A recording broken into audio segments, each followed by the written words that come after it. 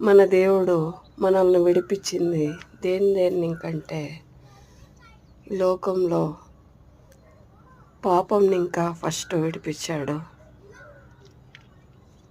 పరంపర ఇంకా ఆ పాపంని ఇంకా విడిపించాడు. దేవుని ఉగ్రతని ఇంకా విడిపించాడు. ఆత్మీయ మరణంని ఇంకా మనల్ని విడిపించాడు. దుష్టకాలంని ఇంకా విడిపించాడు. అపవాదిని ఇంకా మనల్ని విడిపించాడు. అంధకార శక్తుల నుండి మనల్ని విడిపించాడు. దేవుడు అన్నిటినీ విడిపించాడు. మనం దేవుడికి రుణపడి ఉండాలి.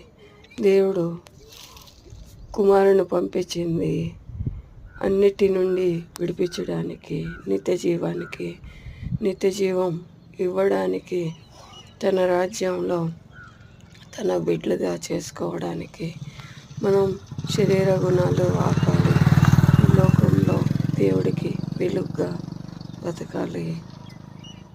దేవుడు